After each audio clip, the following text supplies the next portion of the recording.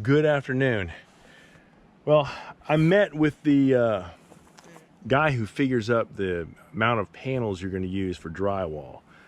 He was doing what they call board count for me, and when he comes back with a quote on the board count, it'll give me an idea when we add that to the cost of the drywall installer, whether or not I can actually afford to hire them. Crossing my fingers, because that's one of those jobs, kind of like having the roof done, that I think I'll get catapulted forward in productivity by having a professional do it. I've got some time on my hands. There's no shortage of stuff that needs to be done right now, but I happen to have the excavator up here on the hill, and the reason I had to bring it up here was rather unfortunate. We lost a dog recently, and this happens to be the place on the farm where I bury my dogs. And you probably saw that recently in some of the videos, I'm bringing Apollo up here a little bit more, and that's because he's alone and he has been depressed. So I'm hoping he perks up pretty soon with the change in scenery and a little bit more things to get into. But I've got an area up here that I want to clear a little bit. I've been coming up and mowing it from time to time, but every time I do, I hit stumps like crazy with that rotary cutter. We want to be able to use this little area right here. We want to put some goats up here from time to time. We're going to rotate the areas that we have the animals, but I need to clean it up a little bit because it's a mess. So I'm going to see if this camera setup that I've got this older camera with a battery backup, and we'll find out whether or not this does any good or whether it shakes too much. But I'm going to try to use this to capture what I'm doing.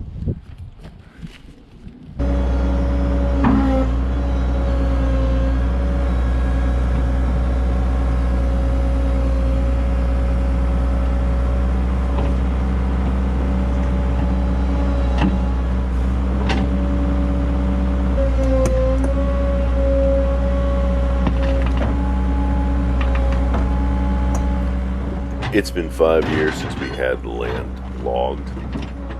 If I had it all to do over again, there's a lot that I would do differently. I wouldn't use the same logging operation, and I'm not sure that I would log on the same scale that we did. But what's done is done. And these stumps have finally hit a point where they're getting easier to pull out of the ground. There's been enough decay to the root systems that the excavator can get them out with relatively little problem.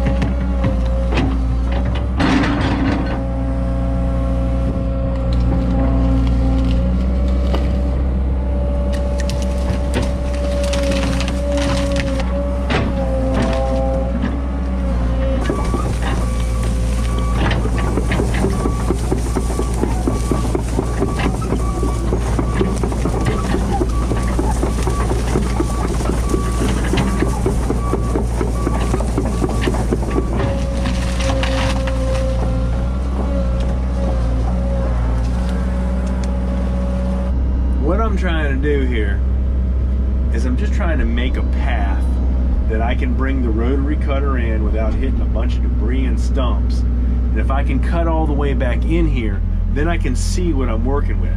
That gives us the opportunity to bring the UTV up here. I can come up here with a chainsaw. There's a lot of things that I can do, because this small area right here, I don't want to surrender this back to Mother Nature completely.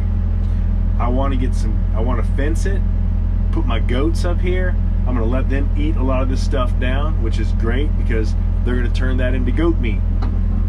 But the only way I can do that is if I can actually get up here. So, well, I made real good progress over on the hill digging up stumps and getting some debris collected. And I came over here and started working on a little project that Jefanna had for me. And then the excavator started acting a little funny. Now I can't tell if what I've got going on is fuel starvation or if it's the batteries. If the batteries are not recharging, then that may explain what's going on. It seems more like fuel starvation to me. I'm going to check out the battery first. Turn on here. And that's telling me it's got 24.3. Well, the batteries are definitely low, but I also need to check on the fuel situation. I've got a series of videos where I changed out the fuel tank on this thing. That was no small chore by any stretch, but oh, nice, got a wasp. Hope that's a lone soldier and not a bunch of them. Get out of here, buddy. All right, what I've got in here is a pre-filter that I put in line just to try to keep any dirty fuel issues at bay as best I could. That used to be about the only thing that would keep it running, and I would go through a lot of them. In fact, I went through a lot of them. Sometimes I go through 2 or 3 in a day of hard work.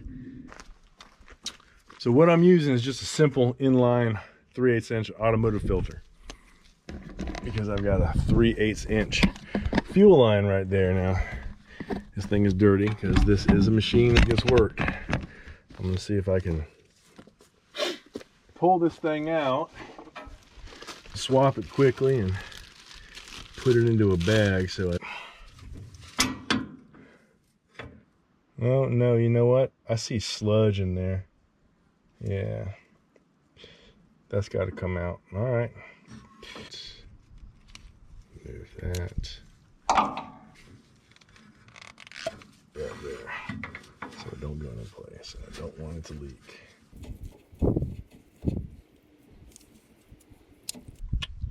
I believe, yes, that's the direction of the fuel. Okay, put that on there. There we go. There we go. There we are. All right, I'm about to fire it up and find out how we're looking. It doesn't seem to have any issue there. Start up fine. Seems like it's running a little harder too, so running a little bit better rather. It sounds a little healthier. I think it was fuel starvation. So I probably need to treat the tank, treat the diesel. Might be something growing in there. Need to kill that and get it out.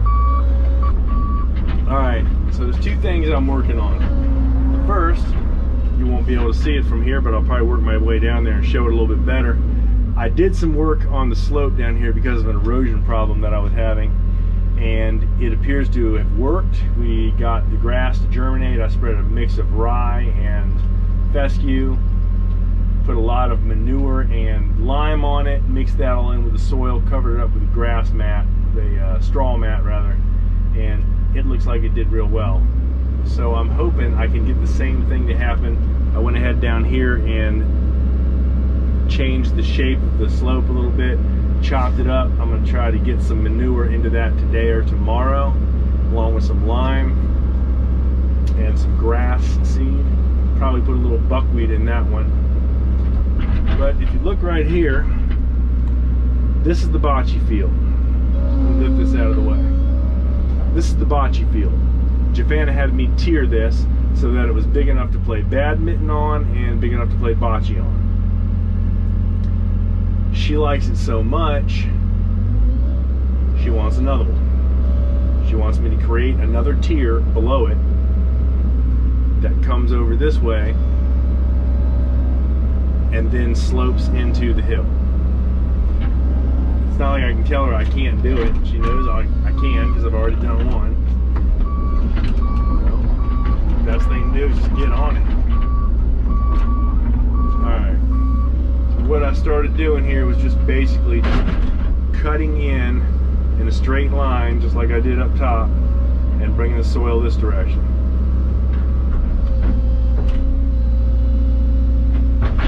Not rocket science, there's not much to it. You just cut in, try to make a straight wall, and then scoop the soil in one direction. Since it's such a simple task and there's really not much to it, I'm going to turn the camera off when I'm done. Well, I won't be done today, but later today when I transition to another task, I'll come back and just give an update. Once the basic shape of the terrace is cut in, we transition to starting to spread seed. We put a mixture of fescue, rye, and buckwheat down, mostly as placeholders. The field isn't as smooth as we'd like it to be, and eventually what we'll be doing is coming back at the end of the season, running the disc over it, cutting all that material that grows into the soil as green manure to help enrich it and give it thatch and body, and we'll reshape it a little bit and put some more seed down.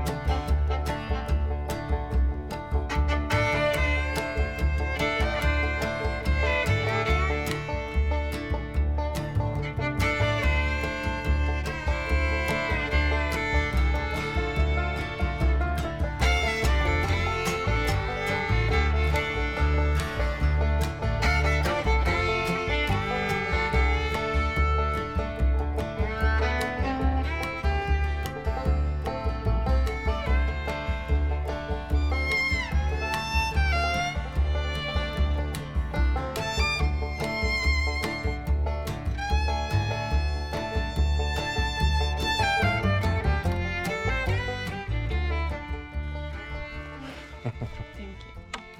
You're welcome. So I got the field tiered, just a small tier, it's what you wanted. And it blends into the field below. I also addressed some more of the erosion issue that we had. Spread 3 kinds of seed on the field, and then went and got in a bucket of composted manure and lime and spread that on the field. So we've done our part. Mother Nature's got to do the rest. I ran over it with the tractor just to pack it in so we have good soil seed adhesion. It isn't completely smooth, but it's pretty darn smooth. We'll come back over it with a landscape rake a few times and smooth it out. Even if it starts to grow ahead of time, it doesn't matter. That'll just make everything stay in place the way it's supposed to.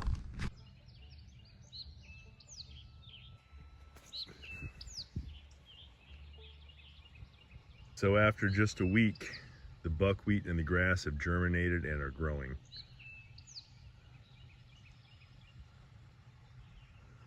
Nothing out here happens fast. You got to be in it for the long haul. This is going to take some shaping, a little grooming, but it'll come. Thanks for watching. Come on back and check us out again. And if you haven't hit that subscribe button, what are you waiting for? We'll see you next time. Night is falling. I'm gonna go home, have myself a beverage, and get some sleep.